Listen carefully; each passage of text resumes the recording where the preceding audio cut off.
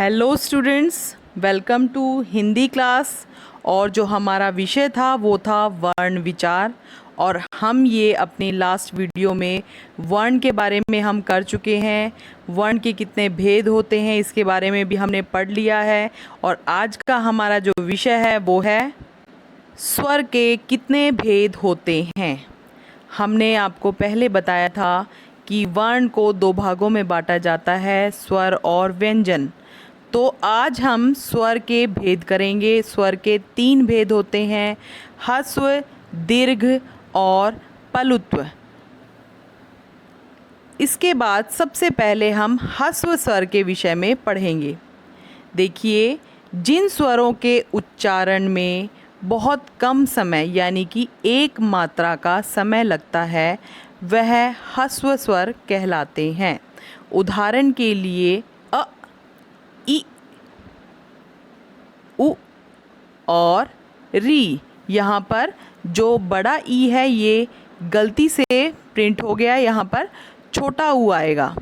ये देखिए, ये 4 हमारे ह्रस्व स्वर हैं, अ, इ, उ और री। इसके बाद देखिए, हमारा जो सेकंड जो भेद है वर्ण का वो है दीर्घ स्वर।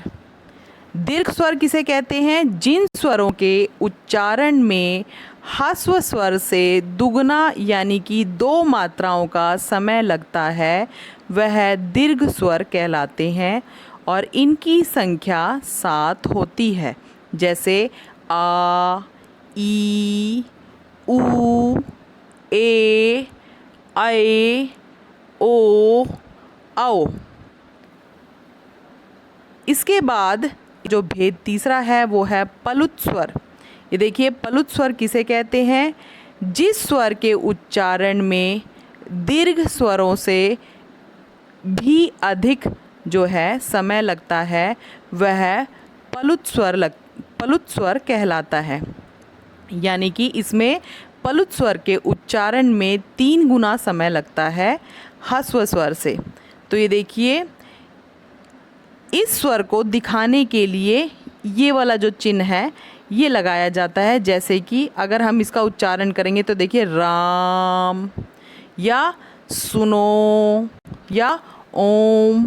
ठीक है, तो देखिए इस तरह से हमने स्वर के 3 भेदों को कर लिया है, ह्रस्व स्वर, दीर्घ स्वर और पलुत स्वर। इसके बाद हम अयोगवाहों के विषय में करेंगे। तो देखिए, अंग और अह ये अयोगवाह कहलाते हैं। वर्णमाला में जो इनका स्थान है वो स्वरों के बाद का होता है और व्यंजनों में इनसे पहले का होता है।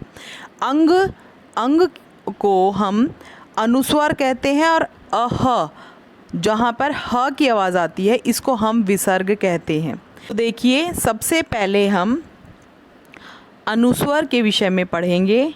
तो देखिए, अनुस्वर किसे कहते हैं?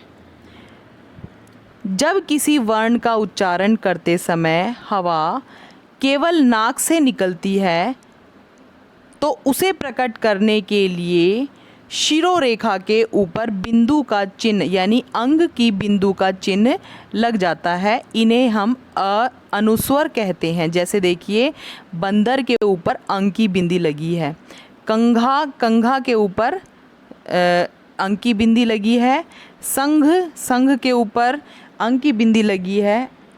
इस तरह से ये जो अंग की बिंदी का जो निशान है इन्हें हम अनुस्वर यानी अंग की बिंदु ना कहकर इन्हें हम अनुस्वर कहते हैं। इसके बाद देखिए, हम अनुनासिक के विषय में पढ़ेंगे।